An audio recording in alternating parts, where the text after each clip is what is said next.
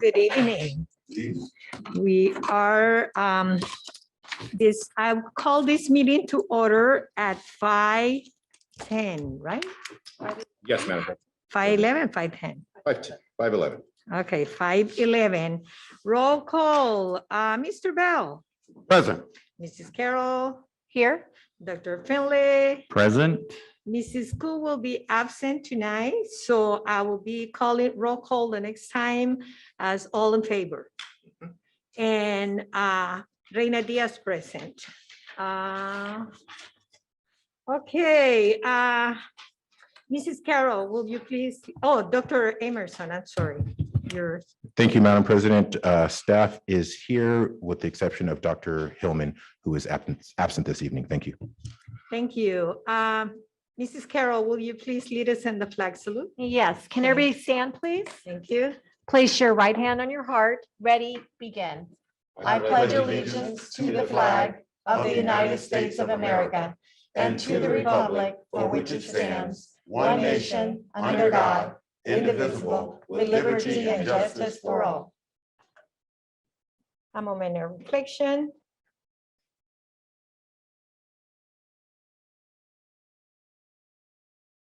Thank you. Please be seated. I need a motion to adopt the agenda. So I move. Moved by- Second. Moved by Mr. Bell, second by Dr. Finlay. Any discussion? All in favor? Aye. Thank you. Request to address the board. Do we have any requests? No, Madam President, there are no requests to address the board. Thank you. Thank you, Dr. Emerson. Item number 6, presentation. Thank you, Madam President, members of the board. Tonight, staff is pleased to present our second interim budget presentation. This presentation will be given by Ms. Tiffany Bell, Assistant Superintendent of Business Services. Ms. Bell. Good evening, board. Can you hear me? Good evening, Mrs. Bell. Thank you so much for allowing me to have a special meeting tonight.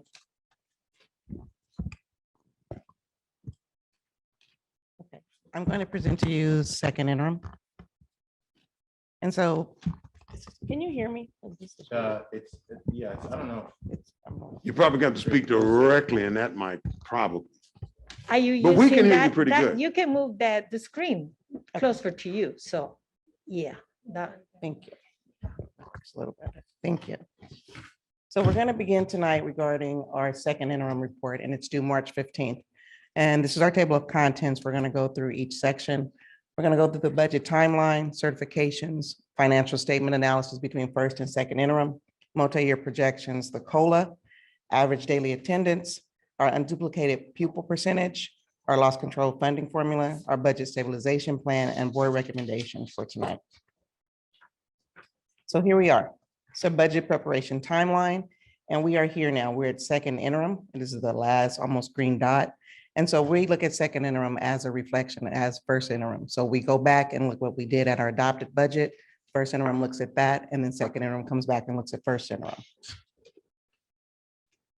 So what is second interim? It compares first interim projection to determine if we are fiscally going to meet our obligation for this current year and the 2 out years, and it's due March 15th. And so that's why we're meeting here tonight, so that I can get this in tomorrow as soon as possible. Our certifications are, certifications are positive, and that means we will meet our financial obligations the current year and 2 out years. If it is not positive, it will be qualified and we may not meet our obligations this year and 2 subsequent years, or negative. I mean, I'm sorry, I always say it wrong, may not. Negative means will not meet our obligations the current year and the 2 following years. Next slide, please. So this is our financial statement analysis. It compares first interim to second interim, and it'll show you the increase and decrease. So if we're looking at our total general fund revenue, it was $55 million during our first interim. Second interim, we noticed an increase about $1.8 million, and it's $56 million.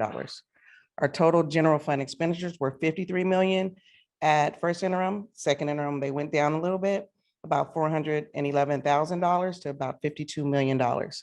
So if you see in first interim, we had an excess $1.7 million. And then in second interim, you notice an increase again to about $4 million, which is a increase of about $2 million. And so everyone says, well, what is that? So we probably noticed that as possibly our COLA.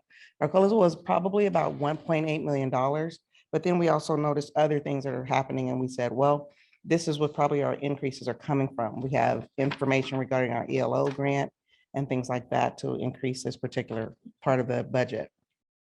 If we go further down and we looked at, we can meet our $1.6 million for our reserves at 3%. And then second interim, we're a little short by $12,341. Does anybody have any questions regarding this part of the slide?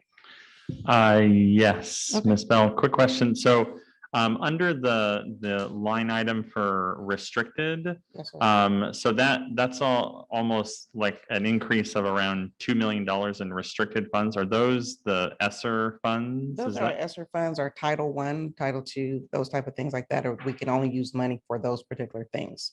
It's restricted. Okay, thank you. You're welcome. I want you to look at also our general fund expenditures. They went down second interim. And you'll notice that we noticed the certificated salaries went down about $115,000. Our classified went down about $287,000. Our services went down about $125,000. That's bills that we have to pay for services to outside vendors, attorneys, and consultants and things like that.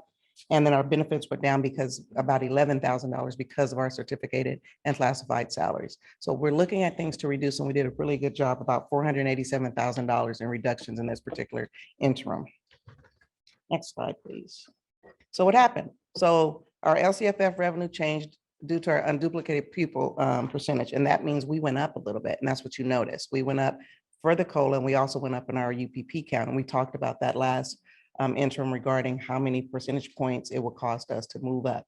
And we'll get to that slide and you'll be smiling when I show you that one. We have federal and state funds changed, and we got money for our expanded learning grant. And then we allocated those salaries that I said that were $487,000 to different funds, that we took it out of the general fund and we were able to make salaries somewhere else. And then we recognized our COLA.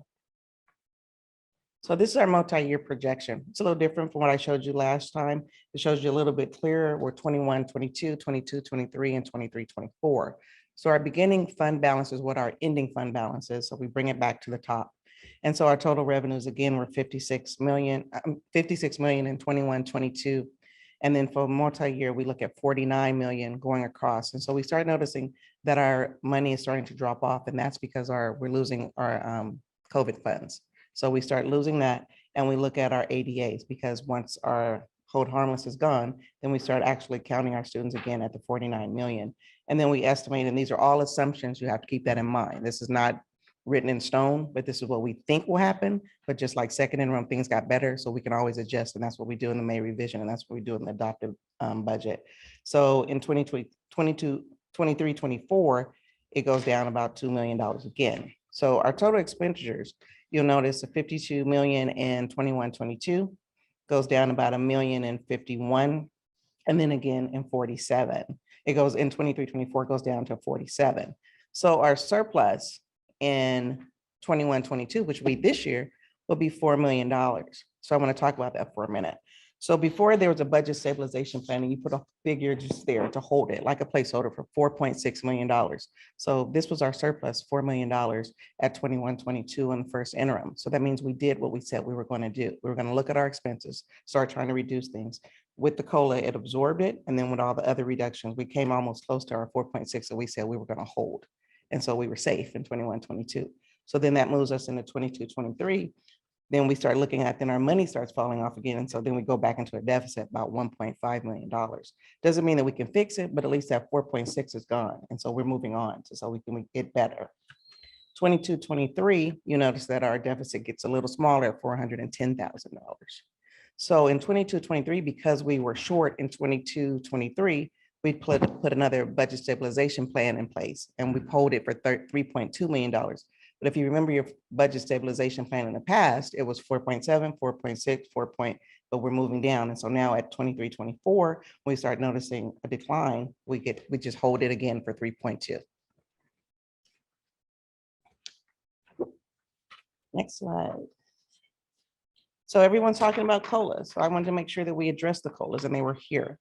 So these were the COLAs that were established in 21, 22, 22, 23, and 23, 24. So the first interim COLA was about 2.48. And then the second interim was about 5.33, but 23, 24, we're going to go back down to about 3.1 and then 3.6. Next slide, please. So here we are, our average daily attendance. And so you will look at the green bars, and that's what we said. We thought this was what our enrollment possibly could be, our ADA. So first interim, you come to 21, 22, we were a little short. This is what we said we thought it would be, but we were actually at 2849. And the second interim, we were at 2846. So we start looking at the daily attendance and we say, well, you know what? We're probably right where we always are. And this is what we should probably budget for the next time. So going forward, when we make the audited actuals and the adopted budget, we are going to look at these numbers and not the past numbers of 3, because it gives us a false sense of what's going on. And so I know that you're familiar with SB 830. And so it's going to try to change something where ADA versus, I always say the acronym backwards, ADA versus ADM. And so what that is, it says we want to probably fund that gap from enrollment to ADA. So there's always like, there's 5 people in enrollment, but only 1 person in ADA. So there's this big gap and then we lose. So the bill proposes that we look at enrollment instead of ADA. If it's passed, it's 23, 24, and these numbers will change again. So if it looks here, it says, again, we have an opportunity to gain at least $1.1 million. And remember, we put that placeholder in there for 3.2 million. So as more as we can come down to that, we can get this money to where it needs to be. And we start counting our students. We want to make ADA into its ADM our top priority. We have each side with their own incentives. And we want to make sure that we can make this grow, because without those numbers, we continue to lose money. Next slide, please. So this is sorry, what- Ms. Bell, sorry to interrupt. So going back to the previous slide. So historically, we've talked about DUSD losing 100 students a year. So this, you're saying if this legislation passes, then we would not necessarily gain physical bodies, but sort of credit for having an additional 100? You would credit towards the enrollment, not the actual ADA. Okay. And I was going to ask a question too. So this ADM, is it something, it's not yet in law? It's something they're looking into. Yes. Okay, so there's a possibility. Yes. Okay, great. We want it to be a good possibility. It'd be beneficial for us. So this is where you guys all stand up and start cheering. So when we were here first in the room, we said, well, we're down a lot and we need to make sure that we bring our UPP count up. And so at first in the room, we were at 68%, or the adopted budget was at 68%. First interim recorded at 61%. And we came in and we said, we have to go out and push and we have to get these applications in. Well, we did. And so at second interim, we were 69%. So that's 8 points up. And remember, we said 1% of each point up is $66,000. So we are then now looking at about $528,000. So again, that decreases that 4.6. That decreases that deficit because we grabbed those students back. And so we were able to get $528,000 because we brought our numbers back up. And it's all credit to our staff to go out and our parents pushing and getting those applications in. And so you see 22, 23, and we said, well, let's keep pushing that up. And so you see the numbers will continue to go up. We hold it at 61 because that's where we thought it was as the marker, but we can continue to go up from there. Marcelo, you can go to the next one. Before you give it a slide, change slides. Yes, sir. I just want, before you go, you know, I was looking at 22, 22, 23, well, the last 3. So basically speaking, where we are is that we feel as though we can hold those numbers based on our situation right now. Okay, those are pretty solid. We can hold that 69, but we are pushing for next year to put this application in the application process in the packets when the students actually register and things like that. So the parents is there in their face, not a separate handout. So we're hoping to increase the numbers then by that we can get back up to the 70 level where we were. Thank you. You're welcome. Yeah, and I would add that, and I think that Ms. Bell captured it accurately, where this is a testament to the staff going out and doing the additional work and the additional due diligence to make sure the applications are in and noted. But this is a kind of a learning point for us as well, meaning that we want to put the right systems and structures in place where we don't come in and have a 61% UPP count at first interim. Because what we know, if you look at this chart going back to 2013, 2014, we are not a 60, low 60% unduplicated count pupil district. We're probably much more in line, being in the upper 60s to the low 70s. And so 61 was quite frankly an anomaly and not something that we wanted to have as a sustainable number, because we know it wasn't truly indicative of who we are. So we put the right systems in place to respond right now. And then what I would ask Ms. Bell and our team to focus on is to make sure that we are being vigilant about getting these applications from the very onset, so that when we present to you first interim, it's a true picture and not that we're scrambling there after the fact. No blame or shame to anybody in this case, because COVID has, created some structural issues and all that kind of good stuff. But as we come out of that, we want to make sure we have robust systems to be able to properly get these documents, because it is directly connected to our baseline funding. So I just wanted to share that as well. Thank you. Next slide. Thank you. So this is our LCFF funding. This is without the COVID money. So this is usually where Duarte sits, about $30 million in their revenues before any of the state money and things like that. So we're about where we always say we are, in the 35, 32 range. Again, you'll notice a decline in first interim. Where we'll see that we look at the numbers, because this also is based upon ADA and property tax and things like that. And so if our ADA is down, these numbers will also continue to go trend down. So we want to make sure, again, pushing our attendance initiative so we can make sure that our LCFF funding is secure and as high as it can be without the COVID money. Next slide, please. So If you don't mind, Ms. Bell, can we go back to that previous slide? I'm going to just make one point real quick. Marcelo, do you mind? Thank you. So one of the things that is also important, and I know that Ms. Bell has tackled this throughout the presentation, and that is the disproportionate higher amount of funding because of COVID dollars and ESSER dollars. And when you look at those, the purple line, or the, I don't know, purple or magenta, whatever color you want to call it there, where that number is significantly lower at first interim, that was prior to the governor's January proposal. Then so that's why you then see that red bar that is much more in line with the initial projections that we thought, because that also incorporates a prospective COLA, not a for sure, but a prospective COLA. So then you see it come much more in line with where we likely think it would be. So I just wanted to point that out, where you see, that's why you see that dramatic dip in the purple. thank you. So we are at our budget stabilization plan, and this is what we took to LACO. And so we've presented budget stabilization plans for at least the last 3 years. And so we this time had to actually prove to LACO we were doing what we said we would do. So by doing that, we had to show actual figures, and you have those in your pockets, in your packet. So the school consolidation for AD would approximately be about $636,000. Reduction in force for 7 FTEs would be $941,000 in salaries, $298,000 in benefits. And that's where we are for the the budget stabilization plan. But in the plan, we also are looking at what we did with the reduction of the $478,000 for the certificated salaries and the classified salary, the services and the benefits. We're looking at continue to look at places where we can reduce our expenditures. We're looking at transportation, because that's a big thing here for our district. We're looking at health and welfare benefits. Matter of fact, I have 3 meetings next week to go over with some brokers regarding that. We have looking at our attorney fees. That's a big expense for us. And so those are things we're looking at and have outlined for LACO. Internally, we're just looking, those are the operating expenses we're looking at. We're pushing student attendance and the UPP improvement initiatives. We're working with our bargaining units. We're minimizing overtime and extra duty. And that's what's laid out in the plan for LACO. I've discussed it with our consultant there, and it looks like we will be in line with what we've said we were going to do, because we've now produced the expenses for it and not just saying this is what we're going to do. So my recommendation for the board is to, next slide, please, is to adopt our budget stabilization plan and that we certify positive.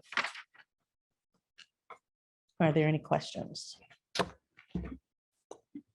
Any other question? No, you, and did a pretty good job. I mean, looking at how you presented it, because we've been talking about this for a while, and the way that you presented it was probably the first time I really understand it the way I should have. And I appreciate the way you've broken it down pretty good. I appreciate you. it. Thank you. Oh, you and your staff, I'm sure all of you all got together. and did it. But we know you the one. No, I'm just. Thank you. Yes. Thank you. Oh, I had a couple things I wanted to say. Okay, go ahead. Sorry. Go ahead. Number one, I want to thank Ms. Bell and her team in the Business Services Department. It is no easy task to put together the interim budget report. It is a lot of time and a lot of hours.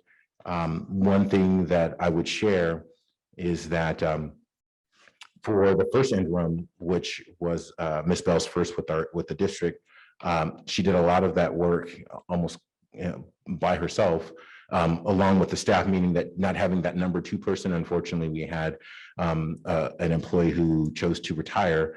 And so we've now replaced that position. And so now there is kind of a clear number two support person in the Business Services Department that will help with streamlining a lot of this work to make sure that these reports are prepared. And so we're looking forward to his work and to his leadership in that department.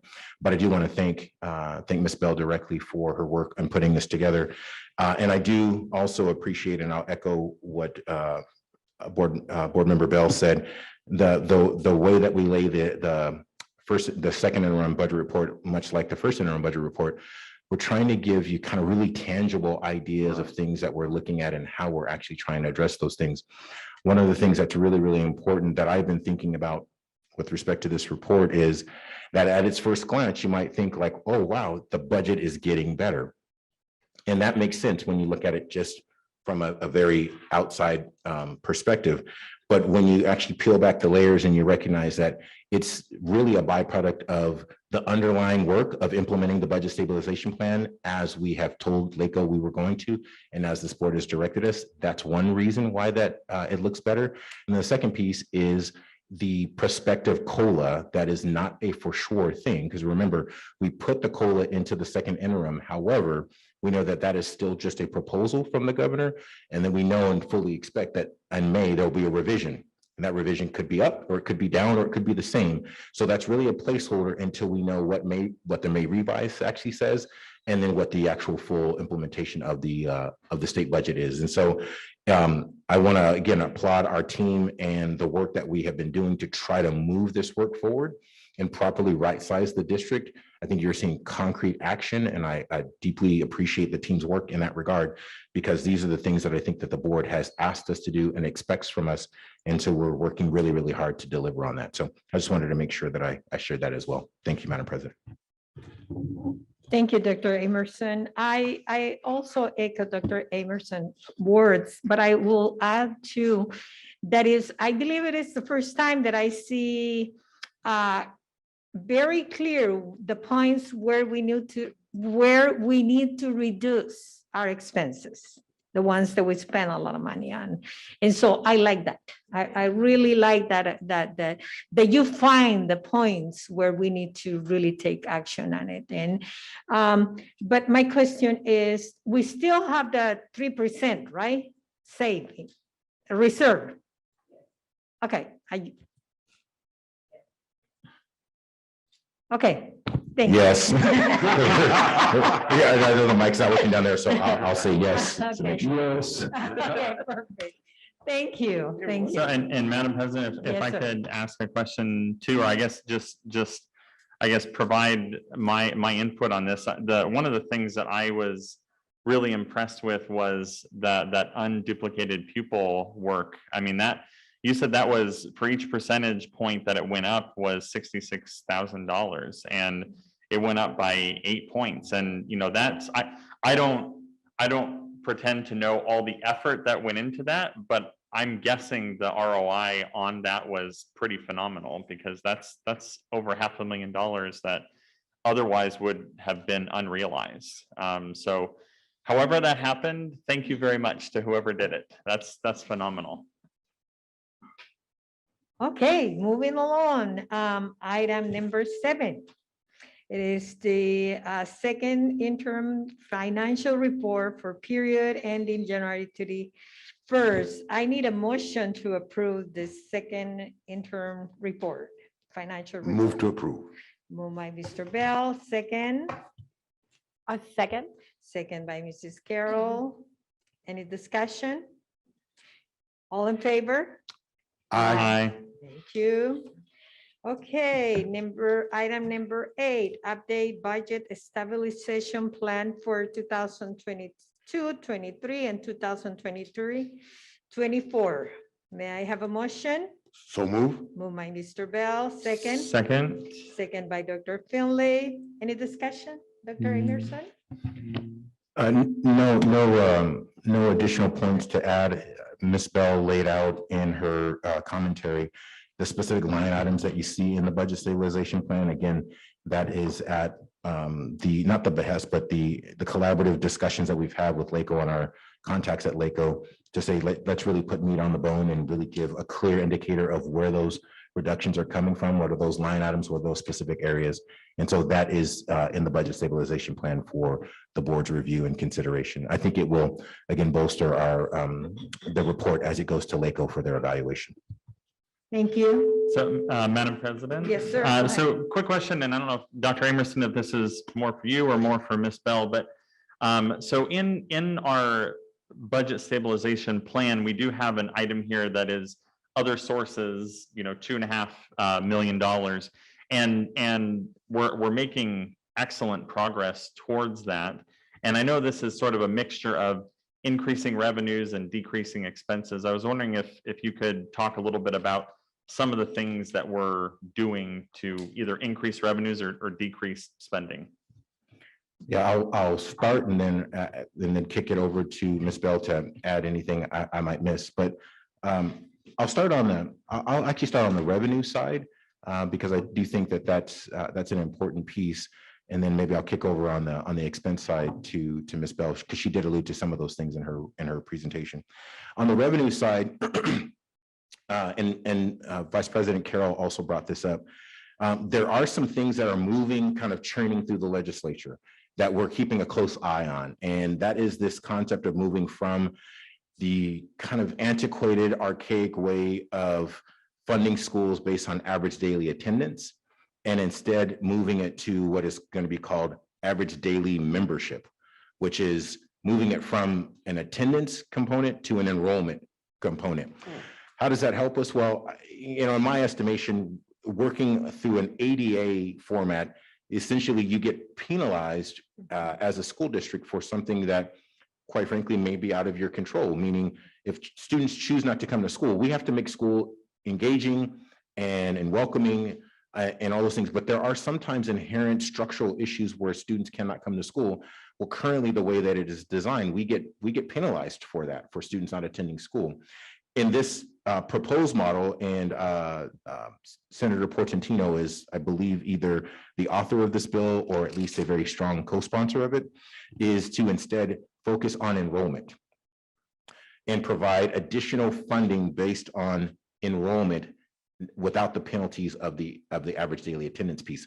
So that could yield, and it is designed, as I understand it, it is designed to be more supportive to the funding of schools and less punitive to schools as the ADA model is. So on the revenue side, I think that is an important piece to really think about that, what we might be able to do as we move forward. Secondarily, on the revenue side, I think it's important to also note that there are other things that we are working on as a district, finding ways to drive and build up enrollment. Enrollment has been our challenge. We have some control over enrollment with the partnerships that we've designed and some of the opportunities that we're trying to present. And there are some pieces that we have no control over with respect to enrollment. And that is most notably that there is structural declining enrollment throughout the state of California. The state of California has become extremely expensive for folks to live in. So there are quite a few folks that are moving out of California. So there is a net loss in students. So that is something that we're challenging, that becomes challenging to us. There are some developments that are happening across Duarte, and we will see how that yields with respect to students. And then we also have a conversation that is going to be forthcoming with respect to the property and the disposition of the property at Andrews Duarte. And depending on what the recommendations are of the 7-Eleven committee and what the board's decision is, that could potentially yield revenue based on the opportunity or the options that the board explores. So those three things, I would say opportunities to increase enrollment are still there. It's still a big challenge for us, as well as some changes legislatively that could potentially yield some positive revenue.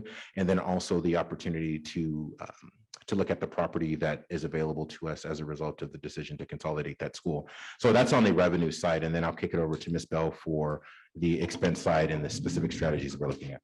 On the expense side, we continue to look at each account stream and we determine if this is the right account stream for this particular expense. And when we start looking deeper, this expense could possibly be pulled somewhere else. And that's where you notice the reduction in the salaries for the $487,000. So we have to be a little bit more creative in what we're looking at. And we looked at, we said, let's look at this today. Let's look at that today. So we'll look at billing for certain vendors. We'll look at billing for certain services. And we look at services that could be eliminated, services that could be minimized. And so when we start doing those things, and it actually becomes fun. It's almost like a nerd event at that point. We're with our pencils and our calculators, we're looking at things to try to find where we can cut our expenses, because it can happen. I think that, our salaries and that's 83% of our budget. There's only so much we can do at that point of cuts. So then we have to look elsewhere. So, and that's what we've decided to do. We can't continue to cut our people. We have to then look where else our expenses are. And that's what we find. You said 83%? 83% of your salaries for certificated and classified. Well, thank you very much. Keep it up with the nerding events. I think they're helping. Well, I was just going to say that I like your creative eye, I like trying to figure out where we can try to save or even with the attendance, like enrollment, hopefully that works through, but also getting those forms. You're saying that getting them in, you were saying something about staff and the forms. I thought that was really good too. They did. Get it right, you have them there, have them fill it out. That's a great idea. They did. Well, they pushed. We asked and they pushed, and the forms came in. And so Dr. Hillman is making sure that in the application process, those will be in the application. So it's one packet and not some lonely paper by itself, and you kind of forget about it. So hopefully it'll be more. We'll get back up to our 70 range, and then our revenues will increase for that reason. Great job. Thank you. Thank you again. If there is any other questions or discussion, all in favor to approve the updated budget stabilization plan for 2022-23 to 23-24. It was moved by Mr. Oh, okay, yeah, yeah. Just to approve, yeah. Okay. Item number 9, resolution 21-21-22, certificate employees retirement incentive. May I have a motion? So move. Second, moved by Mr. Bell, second by Mrs. Carroll. Dr. Emerson, can you tell us a little bit about this, please? Yes, thank you, Madam President. And I will actually ask Mr. Rick Crosby to address this item. Thank you, Dr. Emerson and board members. This item is a retirement incentive. You hear me? Double check. Yeah, it's maybe hold it. It's not quite coming through. All right, that's a budget item. Yeah. It's the wireless one that's Oh, there's okay. another. All right.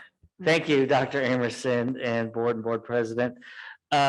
This item is a retirement incentive for our certificate employees. The last time we did a retirement incentive was approximately 5 years ago. And by doing a retirement incentive, we would pay people 70% of their final salary to retire from Duarte Unified. We are looking to have 10 people to retire. Right now, the range that qualified for this incentive is that you have to be 55 years with the age or older with 10 years worth of service. And there's about approximately 39 people that would qualify in that range. A lot of times districts do retirement incentives to save money. But because of the last thing that you just did, the budget stabilization plan, that this is not really for saving money. It will be it won't cost the district, but we won't have that great savings because we already have a stabilization plan to reduce.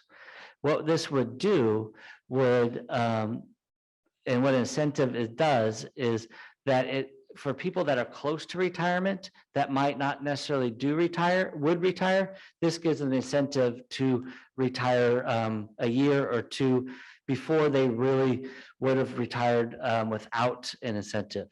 And what this will do for Duarte is that because of our budget stabilization plan and last week's particular kinds of service reduction layoffs, it opens up positions so that we could bring people back into those positions because of other people leaving instead of the least senior person that would leave.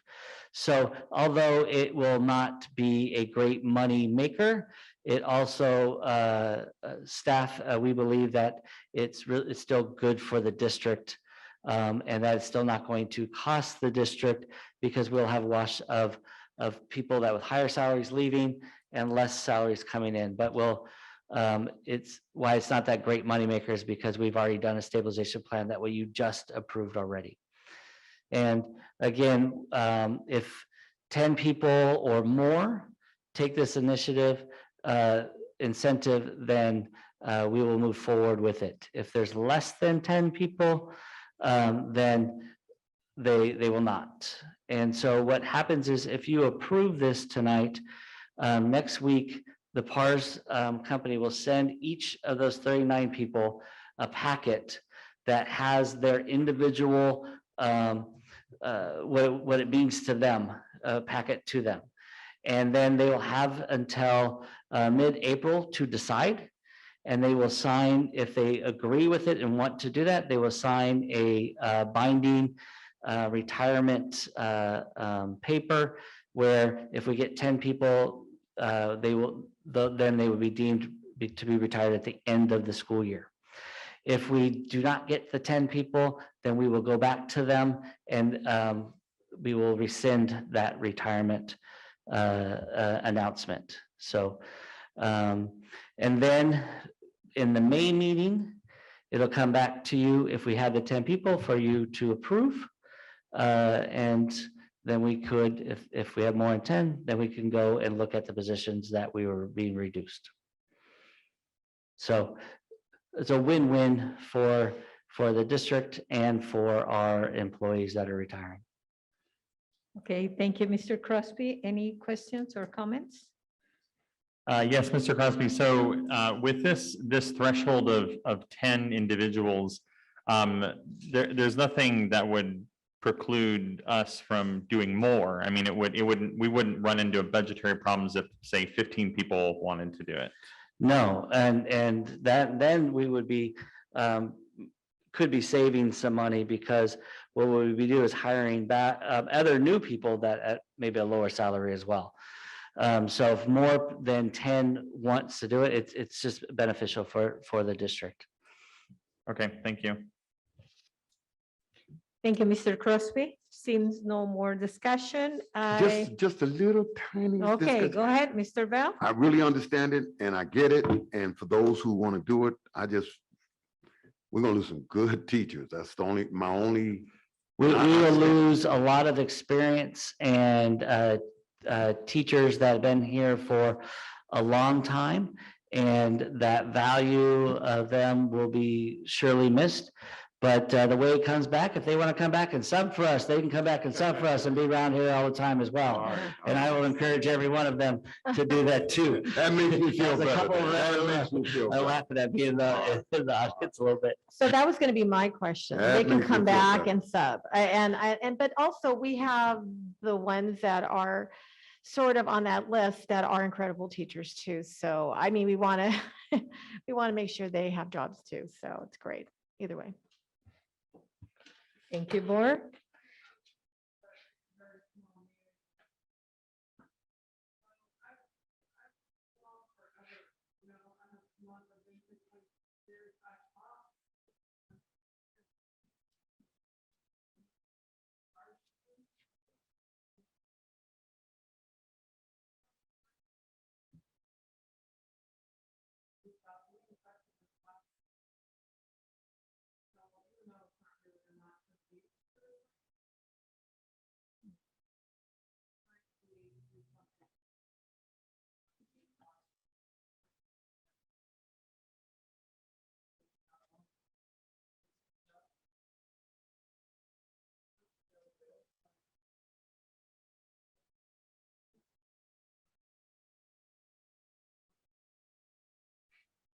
Thank you for your service and thank you for your comments very much. Thank you. Thank you. Okay, thank you. All in favor? Aye. Aye. Thank you. The motion is carried.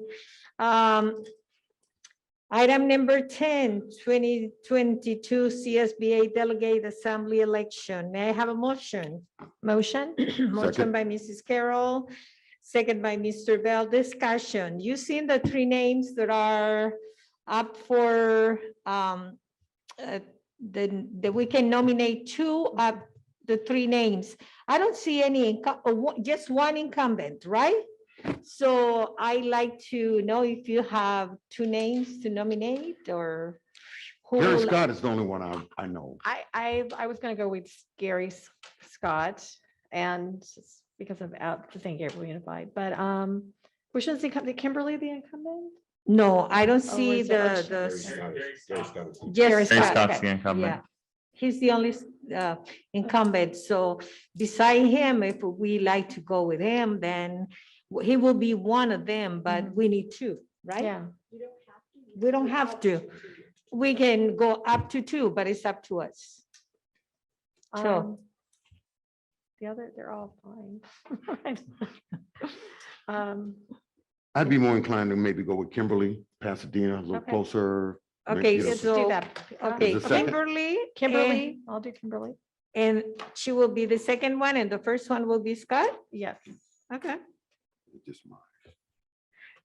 I know it is a lot of work to do. I know I've been there. Mr. Bell has been also a member of to be a delegate assembly, and you have to dedicate time to go to Sacramento and to lobby. And I mean, it is a lot of work. And so I'm gonna need someone to nominate them, Mercedes, or you just?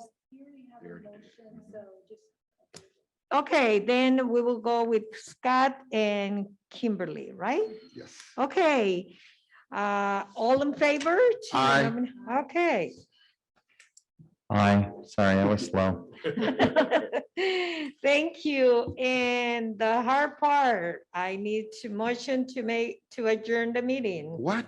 Yes, sir. Come So on. move, so move. Moved by Mr. Bell, second. Second. Second by Dr. Finlay. Any discussion? All in favor to adjourn? Aye. Motion is carried. Thank you very much. Thank you, board. Good job, man.